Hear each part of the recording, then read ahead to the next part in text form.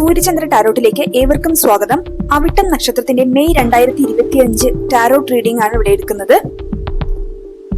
അവിട്ടം നക്ഷത്ര ജാതകരോട് പ്രപഞ്ചശക്തിക്ക് എന്താണ് ടാരോട്ട് കാർഡുകളിലൂടെ പറയാനുള്ളതെന്ന് നമുക്ക് നോക്കാം.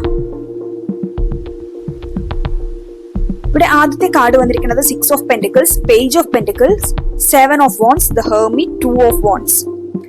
ഈ ഒരു കാർഡ്, ആദ്യത്തെ കാർഡായ 6 ഓഫ് പെന്റിക്കിൾസ്, ധനം കൊടുക്കുന്നതിലും വാങ്ങുന്നതിലും ഒരു ബാലൻസ് വേണമെന്ന സമയത്തെ കാണിക്കുന്നു. നിങ്ങൾക്ക് സാമ്പത്തികമായോ ഇമോഷണലി ഒക്കെ സപ്പോർട്ട് ലഭിക്കുന്ന ഒരു മാസമാണ്. അല്ലെങ്കിൽ മറ്റുള്ളവരെ സഹായിക്കാൻ കഴിയുന്ന ഒരു നിലയിലേക്ക് നിങ്ങൾ എത്തിയേക്കാവുന്ന ഒരു മാസമാണ് കാണിക്കുന്നത്. നമുക്ക് ലഭിക്കുമ്പോഴാണല്ലോ നമുക്ക് മറ്റുള്ളവരെ സഹായിക്കാൻ കഴിയുന്ന ഒരു സ്ഥിതിയിലോട്ട് നമ്മൾ എത്തിപ്പെടുന്നത്. കർമ്മയുടെ ഒരു സാന്നിധ്യമാണ് ഇവിടെ സൂചിപ്പിക്കുന്നത്. നിങ്ങൾക്ക് ലഭിക്കുന്നത് പോലെ നൽകുന്നതിലും നീതി പുലർത്തുവാനാണ് ഈ കാർഡ് നിങ്ങളോട് ആവശ്യപ്പെടുന്നത്. ഇവിടെ പേജ് ഓഫ് പെന്റിക്കിൾസ് കാർഡ് നൽകുന്ന സൂചന ഇതാണ്: നിങ്ങളുടെ കരിയർ അല്ലെങ്കിൽ ധനപരമായ കാര്യങ്ങളിൽ പുതിയ ഐഡിയ, അവസരം, തുടർ പഠനത്തിനുള്ള ഒരു പാത ഒക്കെ നിങ്ങളുടെ മുൻപിലേക്ക് വരുന്ന ഒരു മാസമാണ്. സ്ട്രോങ് ആയി നിൽക്കുകയും അതിൽ പ്രവർത്തിക്കാൻ തയ്യാറാവുകയും ചെയ്യുക.